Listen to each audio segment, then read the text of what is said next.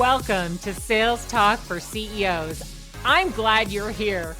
I'll be interviewing CEOs who have successfully scaled their B2B sales organization.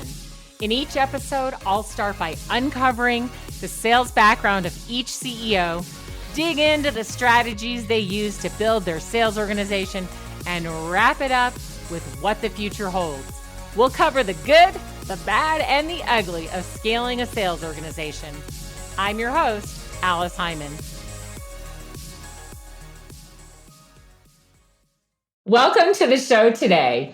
I have Lars, who is talking with me all the way from Copenhagen, and he is the CEO of Dream Data. Welcome, Lars.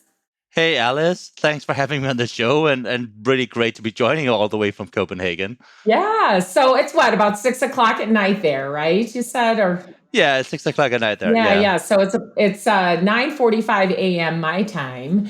And so quite a time zone difference, but thank you so much for joining me. And I'm excited to have you share your journey about how you and your co-founders built Dream Data and how you built your sales team. So let's start off just by having you tell everyone, what does Dream Data do and who needs it? Yeah, let's start there. So the name almost says it. So we're about data and we do revenue attribution. So we help B2B companies understand the origins of their sales, mostly targeting marketing people in the B2B org so that they can know what is actually driving sales of the things that they do. Yeah, which is super important because we're trying to spend our money wisely, especially when our companies are younger or if we've got investors funding us, right? We really want to make sure that our marketing spend and our sales focus is tuned in. And a lot of times we have all this data, but we really don't have the information that we need to direct our activity. That is exactly the point. Yeah. So, all right, you said you were about 3 years into this now, Lars. Before this, tell us, what were you doing right before you got this great idea with your co-founders to go ahead and start a company? Yeah, and that's a good story because that's like many companies that are founded from sort of suffering from a problem in a previous company. I think it's a very common way of starting a company. So we were working together in a growth stage company in Copenhagen. It's called Trustpilot, and it is now like they IPO'd a couple of years ago. Maybe you know them. They're in the States as well. Yeah. So we ran product and tech there, and basically you can say we had the issue of not understanding the impact of product in the buying journey of our customers. And it was like we offered the product for free, so it was a very expensive part of our go-to-market, and not knowing the impact was really problematic. So we built sort of an internal solution for this, and at the same time thought, well, if there is not why isn't there a plug and play solution out there that can help people with this? Because it was, to be honest, a huge pain building that internal solution. So that's how we got started. We were 2 of the 3 founders came from Trustpilot, and the third one, that was our beginning of the sales journey, you can say, because we were, of course, before building a product, our philosophy is you want to sell it, because if you can't sell it, it's not really worth building or trying to take to market. So that was what we were doing. So we duct tape, we had done this sort of internal product, and then we duct tape together something that could maybe sort of fix the problem to some extent. And then we were going around to other growth stage startups and growth stage companies in Copenhagen that we thought would have the problem, try to pitch to them and say, hey, don't you have this problem? We think it's a huge problem. Then we met Stefan, who is the third founder, and he definitely had the problem. So he was the head of marketing of this company, and he got to a stage. He's a very, of course, insanely good marketer, but you start off with a small spend. Maybe you're doing $10,000 a month when you're a small company. That's what you're doing. You know pretty much how it works. But as that scales and maybe goes to 100K or maybe even beyond that, you lose track of what works. And that's the situation he was in. So, well, that was the sales pitch we did to him, try to help him with that. And then he ended up joining the company. So that's the sort of founding story of the 3 founders coming together, actually us trying to sell to Stefan and him then instead becoming a co-founder. Yeah. So that was the start of the sales journey.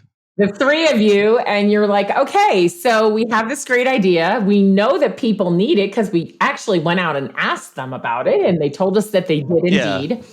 So the three of you, did you self-fund it? How did you start up? Did you go out and look for money right away, or what did you do?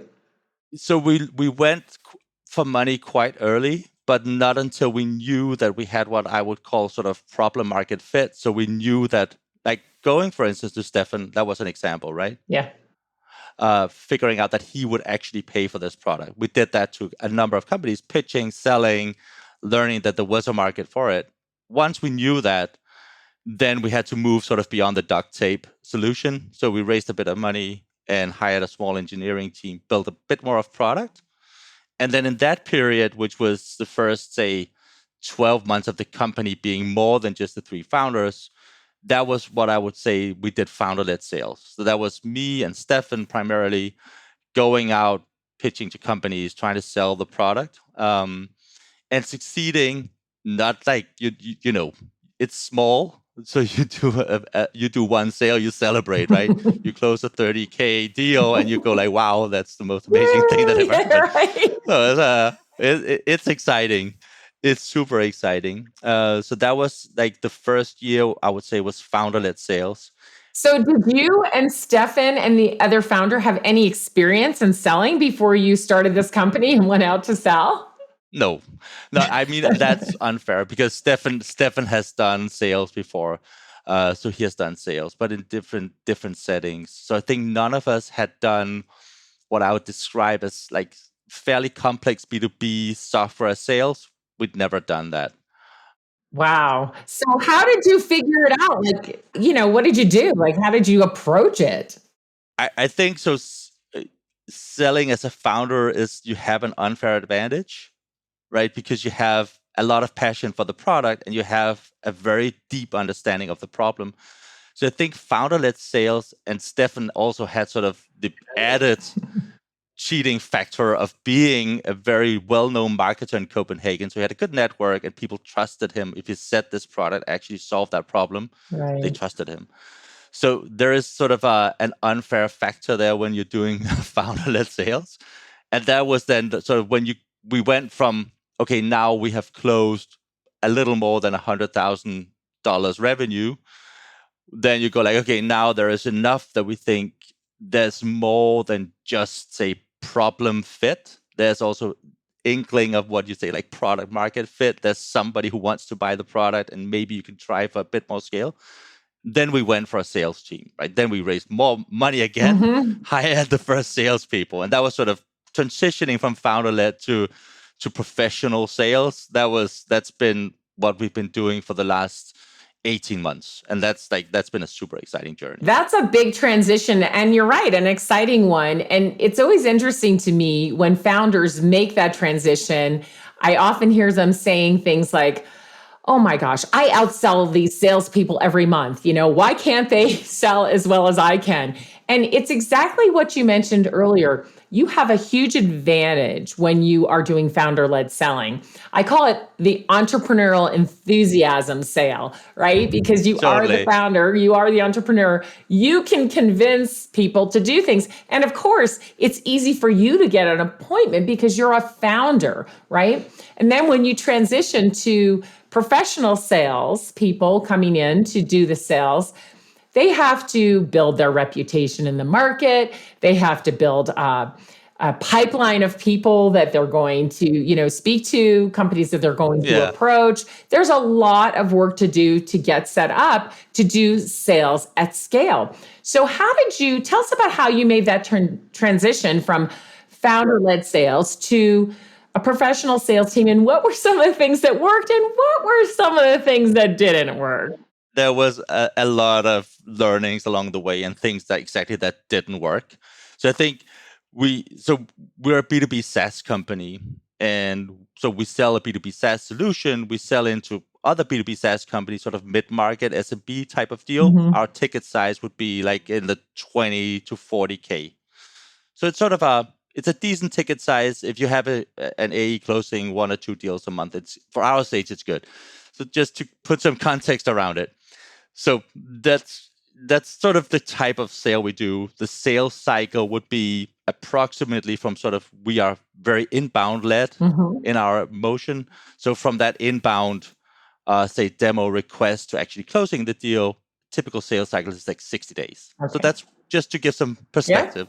So we hired sales, so we went out immediately after sort of closing this initial 100K. So now we're going to hire sales. So we went looking for people. Ideally, we wanted someone who had done exactly what we did. But I think the most fundamental thing we went looking for was entrepreneurial spirit, because you are going to come into a company and, to put it mildly, everything sucks, right? There is no structure. Right. There are no processes. The pay is crap. Right. Like everything is, honestly, like everything is bad. So you have to love that sort of the concept of being part of building something. It's not like you're stepping into a beautiful sales org with a playbook. You are part of building it. You are literally sort of, you're living in the house while you're building it and remodeling everything at the same time. It's a horrible, like, it's a great experience. Like, if you love it. So we went looking for people who would like that. And then we compromised on other things. And we got like 2 fantastic reps. They're still with us, and they're still sort of really performing insanely well. So they came in.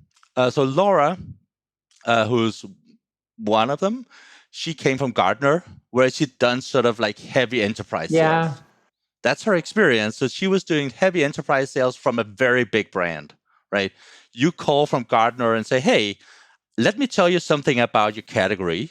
People take the call. Right. They've heard of you. They know who Gartner is. So she could literally say, okay, I'm going to pitch this guy. I'll just send him an invite and 50% would show up for the meeting. Right. Okay. So just to some examples of like, you come in with this experience, you're a great salesperson, you're really performing well, and you're stepping into this startup chaos. And you try your tactics, and they don't work. Like, nobody knows who Dream Data is. Nobody wants, like, you send them a meeting invite, they go like, are you crazy? I'm never going to show up for that. So a lot of learnings about sort of how previous experience does not necessarily just translate into this new environment. You can say Sander, who's the other guy, we hired, he came from a B2B SaaS background, and from a very, very structured sale that was very outbound driven, very disciplined. It's like, 200 interactions a day, It just, very, very structured outbound. And that was initially our thesis, was we were going to be outbound. Right. I don't know why we had that idea, because we had no clue how to do it. But Sander knew. So that was the first thing we did, was like, we did like literally like 4 months of trying to do outbound, and nothing happened. It just literally nothing happened. We did a couple of deals which were sort of inbound and actually done by founders, and the sales reps, they didn't do anything for 4 months. They struggled. They tried all their tactics, nothing. And then what happened at the same time was, because Stefan is a really good marketer, he was building up an inbound engine. And that was sort of overtaken. We got more and more inbound, and we saw how the outbound methodology we were trying, like, 1, it didn't work, and 2, people, like the 2 people, they couldn't focus because we had so much inbound, and still nothing happened because you were trying to do 2 things at the same time and not being very good at any. Yes, that story I have heard before, right? Yeah. With founders, trying to transition and trying all these different things and having people do too many things so they can't focus. I mean, it's a common story. Yeah. And then we went and said, okay, we looked at it and said, okay, let's try something new. We said to Laura, okay, give up on the outbound tactics. Now you're just going to focus 100% on inbound. And then she started picking up inbound leads, getting conversations, and actually, like, immediately after that, started closing deals. Then she started closing deals. That was sort of beginning of 2021. And to be honest, I feel really sorry for Sander, because we wanted that this phase of the business is also about understanding what can you do, right? Experiment and learn. And I think it was important for us to know, okay, one thing is we can do inbound. That's great.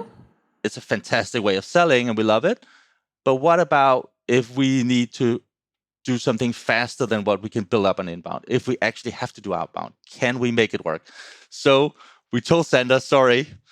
I will also say, in all fairness, they were not on a commission model. They were on a fixed salary and then a warrant package, right? So they get benefit of the company succeeding and a decent pay, but no commission. Mm-hmm. And I think that's important because you're asking people to do things that are probably, I tell them to do something. I don't know if it works. They might think it won't work, but they still have to do it. So you need to be fair in the compensation there, because otherwise, how are you going to do it? So we told Sand, okay, we want you to continue to try to do outbound because we want to know if we can make it work. And we did another, and I think one of the learnings there was we did a very complicated sequence. Mm-hmm. And at one point I sat down and I said, okay, I'm going to do the math on this. You got one guy doing this sequence.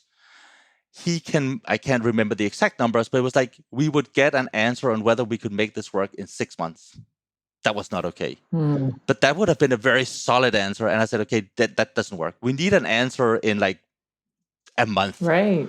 So we need to do a sequence where it might not be perfect, but at least we'll sort of know, is there something? Then we'll know if it works. We can probably improve it a lot. But does this work at all? And then we went for a very short sequence, very disciplined. And we saw, okay, we could actually book 10 meetings in a month from one doing full-time outreach. That was, for our metrics, it would work. And then we said, stop. And then he started doing inbound as well, because now we had more inbound. Right. And now they're both selling sort of in an inbound motion. Very sort of a lot depends also on the product, that you can try it. So you can people come for a demo, we can put them in the product, they can try it out for free. So we build a motion up around that. And now I think that's working now. And from sort of making the full transition, then business is sort of predictably growing the way we want it, which is 10% revenue growth, total revenue growth month on month. That's what you have to do in our stage. So we're doing that at the moment. That's great. You mentioned two very key things on hiring people into a startup that doesn't have structure in place, and where it was the founders were doing all the selling and you didn't know what was going to work, whether it's going to be inbound or outbound. You thought you could do outbound. At first that didn't work, and then you honed it in. But you first said that you wanted to hire people who were very entrepreneurial. And second, you said that you didn't pay them traditionally. So you didn't give them a base plus variable comp, because you knew there was no way that they were going to make sales right away. And, you've got to entice people to come work for you in this crazy, chaotic environment. So you paid them a good salary plus some warrants, so they had some skin in the game, which I just love. But tell me, what kinds of questions did you ask, and how did you select people that were entrepreneurial? How did you actually do that? Because I think there's a lot of people who want to hire entrepreneurial salespeople, but they fail at it. So how did you do it? I think it's a lot about asking people about failures. That I think entrepreneurial means you find solutions. You keep trying. I think these are also great sales skills, of course. I'll be honest and say I think we were insanely lucky.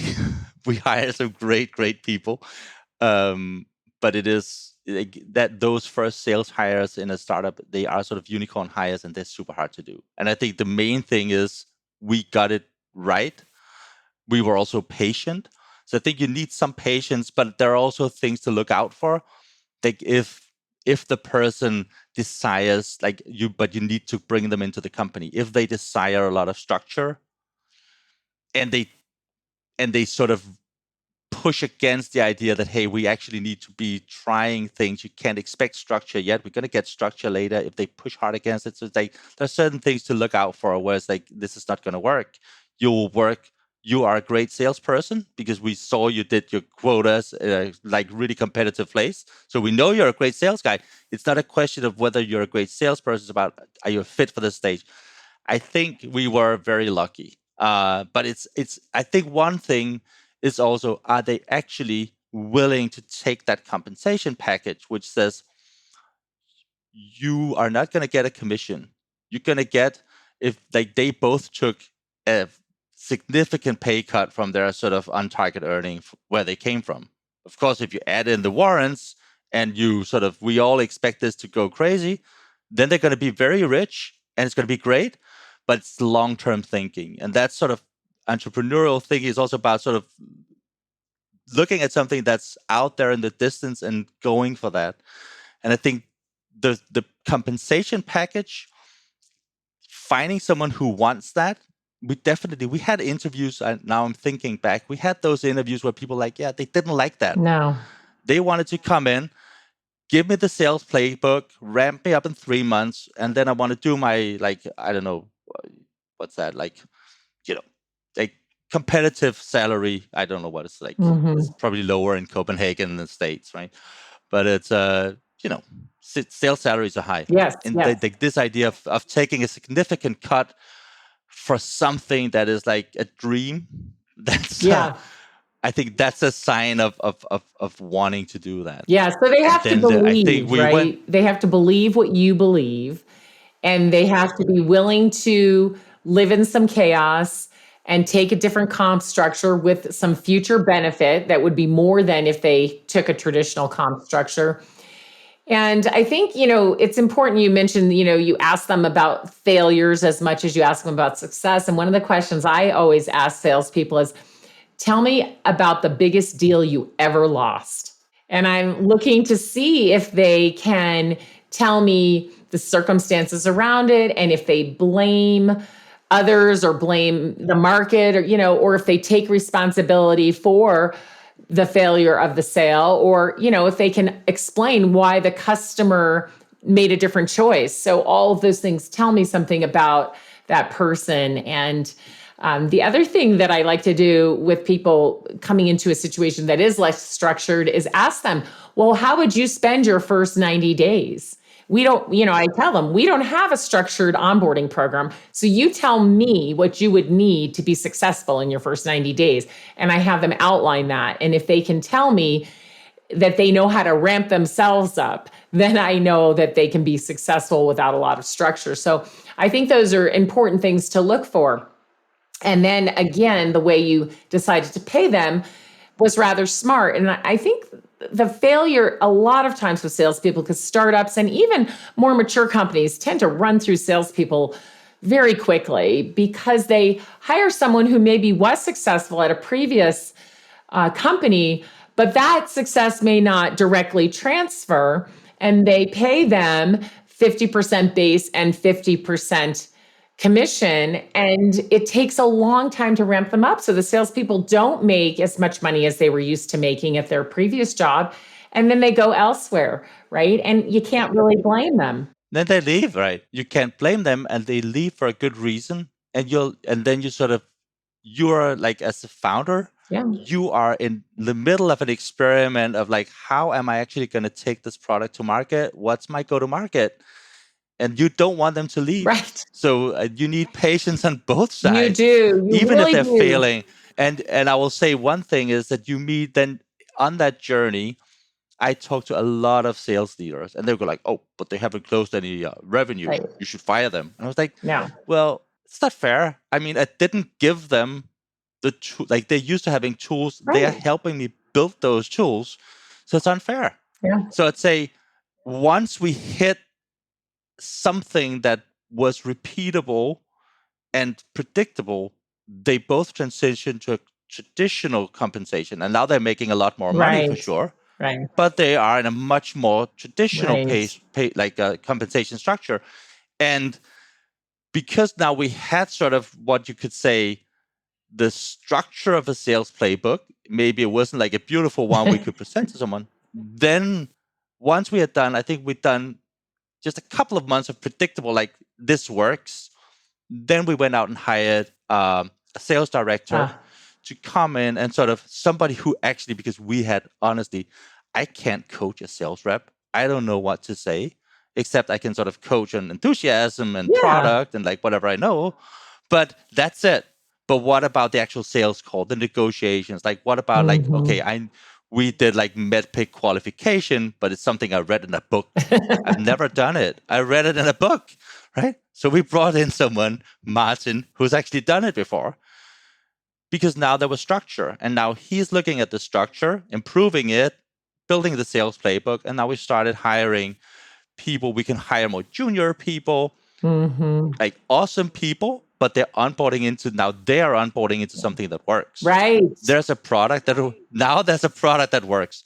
There is a sales play. It's not, it's a small company. There's still lots of chaos, but there is someone who can teach you how to sell the product now based on the experiences those two other guys made for us, right? So that's it's been super exciting, and I've never done anything like it before, but it's like, I think we approached it a bit like I came from a product background, so this experimentation, learning process was something I took with me into to doing this, but many learnings. Like we hired at some point early on a really, really great sales guy. He is awesome. He ran sort of a sales team in Ireland for an American company, and they were doing like 100K ARR per rep. Like, that's really good. I'd love to do that, right? But that was a brand. They were a brand. They could do something different. And that's sort of like, he didn't get that, he didn't get the situation, that it was so different. So I think when you're in this early stage, if you can find people that understand that very often the actual thing they did before will not like what you said, it will not translate directly into this new setting. You need to be able to understand, like, what was it that I did in the old setting that made this work? Like, what was the process I went through to understand what does work, and then apply that. That's really it. Like, respect that this is something different, especially like startup it's the product doesn't work. Like, nothing works. Nothing works. Right. But You do have to you still have to, when you're demoing, like if chances that there'll be a release while you're demoing and there'll be hiccups, like as a sales rep, of course you can cover for that, but it happens a lot in a startup.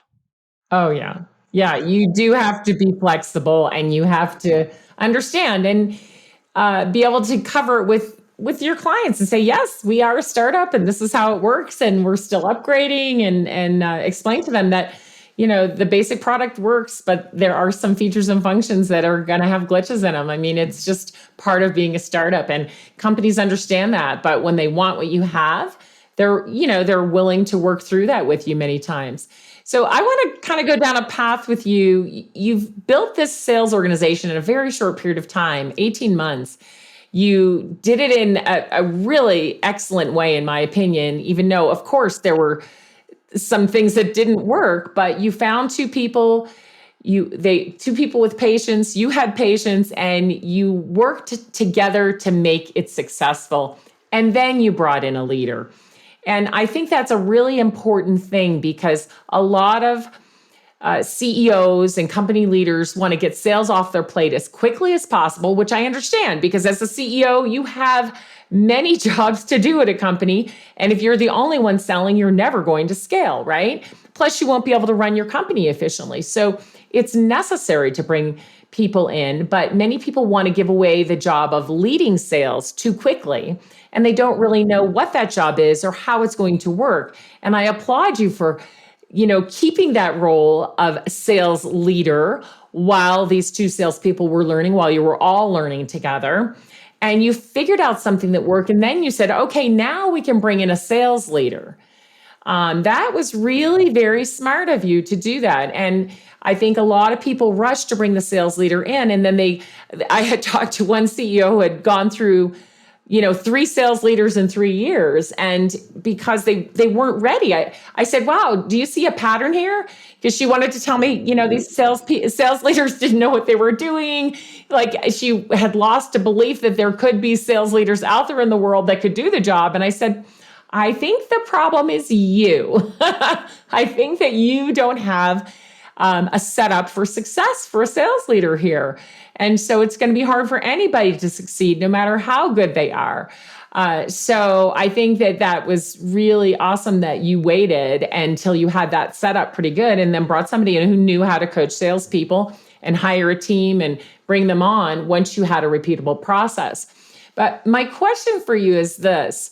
Now that you have given sales over to this sales leader, what role do you still maintain in sales as the CEO of the company?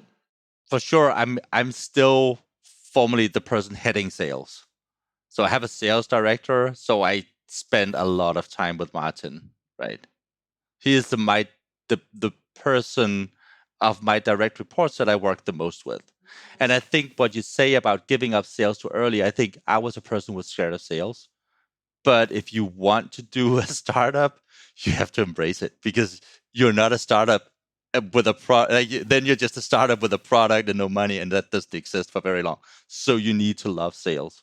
You need to learn to love to take your product to market. And what's the point if nobody's buying and using your product? It's pointless. So there is still a lot of work in sales for me. And then, of course, as a founder, all three of us are available for our salespeople. Like if you, as the founder, is not someone that your salespeople want to bring to a sales call, go and do something else. Right. That's it. Then you are not a useful founder. Like if your salespeople don't want to bring the CEO, or like we have three founders, the CEO or the CTO or the CMO on the call to close a big deal, go do something else. Then you're not doing your job. You have to be there for those salespeople, and that's scalable. Like we're doing 3 to 4 deals a month at the moment. We'll take that to maybe, let's say, 20 deals in a year. Like, what's the problem? Of course, you can be on those sales calls when they're late stage and help close the deal, but you're not running the deal. Right. Like that's a professional process that's scalable. And of course, at some point, you're going to run out of founder hours. But then you'll have other senior people in the company Right. that then you'll have your VP sales, Yes. you'll have your VP something in marketing that we created, and they will step in and do that. But if those founders are not there and requested on sales calls, then it's bad. So that's the rule. Yeah, I love that so much because I think you're right that some founders don't want to be on sales calls and they want to give it up as soon as they possibly can and not have anything to do with it. And that is a huge mistake. For one thing, again, you're still an unknown, you're still early stage. And so these larger companies who buy from you want the comfort of knowing the people who founded the company. That doesn't mean you're orchestrating the sale or actually closing the deal. Your salespeople do that. But you're getting on the calls or going to the meetings to meet with the appropriate people that are going to buy from you, the higher level people who you can strategize with and give them that comfort of knowing that you have a solid team and you have a solid product and that you're going to work with them. People feel much more comfortable buying from a startup if they can know who those founders are. So it is critically important.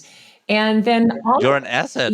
You're an asset to the salesperson. absolutely. And you have to be available. That's right. The salespeople need to learn how to use their senior leadership appropriately to position them so that everyone is comfortable and the risk tolerance, a lot of people don't tolerate a lot of risk, but you can mitigate some of that by allowing them to know the founder. So it's really important. And as you said, as the company grows and changes, it's not scalable for the founders to be on every call, but there'll be other senior leaders who can do that as well. And then there will always be some times when they're selling to a very large company or a very important, into a very important situation where a founder will need to be there and be connected at the highest level with the right people. And I think that's one of the things about the complex sale is helping salespeople understand how to position the founders and the senior leaders to help them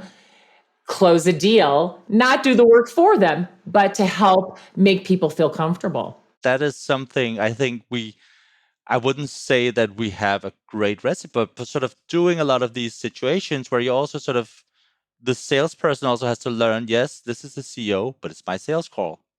like he is there as an asset. I have to control him or the CTO or whoever I brought to this call. You tell me what you want from me on this call because it's your deal, That's right. and then I can be helpful. So I think there's sort of just like helping out, like being helpful, and don't get in the way. That's the Right. other big thing as a founder. You you should help your sales team with this. Don't get in the way. That's important. Yeah, the pre-call preparation, right? That's what makes that possible. So if you are a CEO and your salespeople ask you to be on a call, you make sure that they schedule time to prepare you for that call, Yeah, right? exactly. So I mean, we're a small company, so we sit next to each other. So they come Yeah. over, we talk. So it's not that formal, but that is what has to happen. And somebody has to sort of brief you on like what's going on here, why am I here, what's the point? And then you go in, you perform, you do your thing, and the deal closes. It's good. Right. Right. It's wonderful thing, and I love the way that you're doing that. I want to ask you about referral selling since you mostly do inbound, and a lot of people are struggling with outbound today. You're not the only company. I mean, when you're an unknown, outbound is hard. You have to send a lot of messages. You have to have a lot of Yeah. great content. You have to be extremely persistent. You have to use the phone and email and mail and social media. And I mean, it's hard work and it takes a long time. So if we can get inbound, do the demand gen, get those people interested and have them calling us and asking us to meet. Of course, it's a far superior, right? But the thing is that we often miss the opportunity to get Yeah. referrals. And I think that that's something that we just don't think about. We think outbound, we think inbound, but what about referrals? So, how is your company using the success you've built so far to get introductions from the people who now know you and love you to others versus having to, do it cold? Yeah. So I think like the fundamental approach there, also because the deal size is not massive.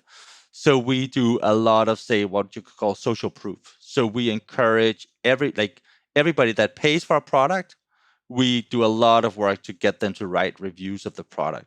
Tell other people about the product. What does it do for them? How are we like what are we like to work with? Are we nice people? Are we supportive? Are we just going to leave you hanging when you have a problem? What are we like? So we do a lot of work on reviews, basically like reviews. And I think for anybody in B2B, especially B2B SaaS, if you're not doing like G2, Capterra, like those platforms, you're missing like a very big, very cheap opportunity in terms of driving referrals. So that's a very big one. Then another one is because we are sort of a tech product, we do sort of, but that's not customer referrals, but that's referrals from tech partners. So some of the Sure, we absolutely. we Those are we great. integrate technologies, so we are available on those marketplaces, and that drives referrals as well.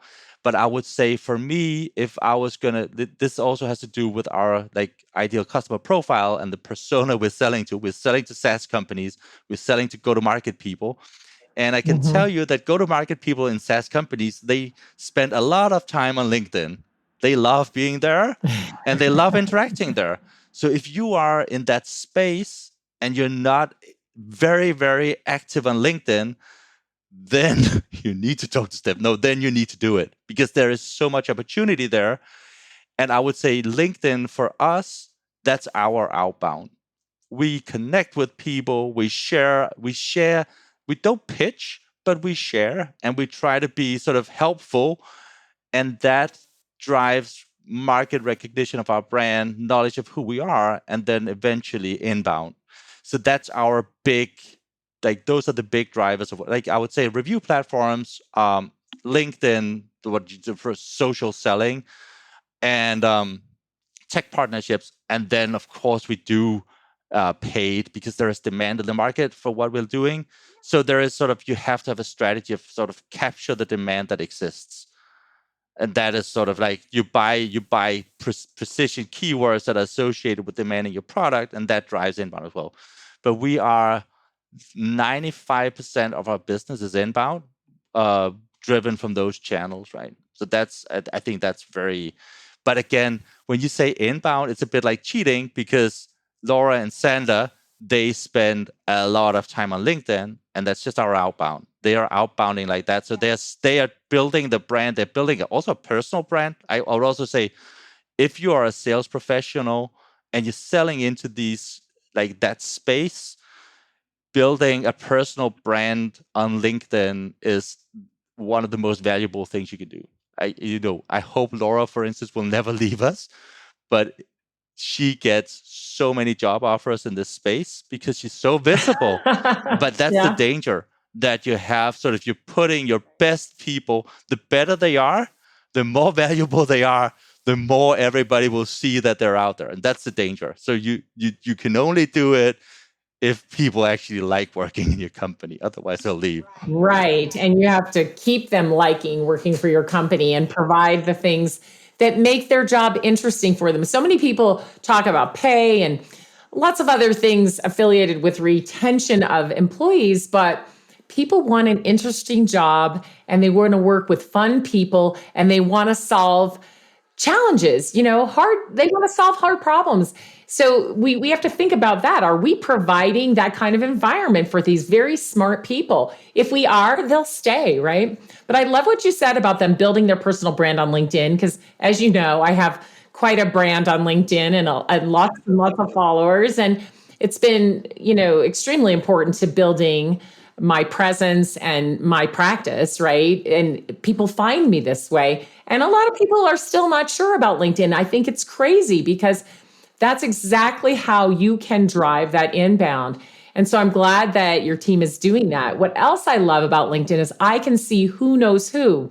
And so if I see, Lars knows this other CEO that I might want to interview for my podcast, I can message you real quick. Hey, Lars, how well do you know Ben? Do you know him well enough to ask him if he'd like to be on my podcast? And you'll tell me yes or no, right? And then I get an introduction. And salespeople can do the same thing. If there's a company that they've been interested in and following and they want an introduction, they can see whether they know someone on LinkedIn who has a connection and they can ask, And of course, sometimes we don't know the people we're connected to on LinkedIn, but a lot of times we do, and we can make that introduction. And I think that is so valuable. I mean, it's been a great pleasure. Yeah. So thank you so much for joining me today. And just before we part ways, I know now you have a sales leader and a couple of salespeople, and you're hiring more. You mentioned that you're going from around 30 people to 100. That's going to be a huge impact, a huge difference for you. But just before we go, tell us just a little bit about what your plans are for your future sales growth and how some things you plan to do to intrigue your customers even more to bring them in. Yeah, so on the sales team, I think what we built in Copenhagen now is sort of like a foundation of scalability. So now the big thing now is actually put sort of the building blocks in place for something that's highly scalable. So actually like one sales team, 2 sales teams, and then once you have that, then you have a structure that works. Now you can do more sales teams. So that's one big thing. And then the other big thing is that because of the inbound nature of our go-to-market, we actually have a fair amount of our business in the US. We wouldn't have had, if we had gone strictly outbound, we wouldn't have had that. But we have a lot of inbound. So we have a lot of interest from the US. So we're going to put sort of our first presence in the US. That's the big thing for us to build sort of a foundation to scale on in the US. Those are the 2 big things we're doing in sales now. And that's going to be super exciting. And then, many other things, but those are the key points there. It's going to be crazy exciting. And then just scale, sell. It's going to be crazy. Well, I really look forward to watching your journey continue and to seeing how you grow. Thanks again for being on the show. Hey, thanks, Alice. Thanks for having me. It's been a huge pleasure. Thanks. Thanks for tuning in to Sales Talk for CEOs. You can find me at aliceheiman.com. Be sure and connect with me on LinkedIn and let me know that you heard the show. If you found value in today's episode, please subscribe, write a review, and share the show with another CEO.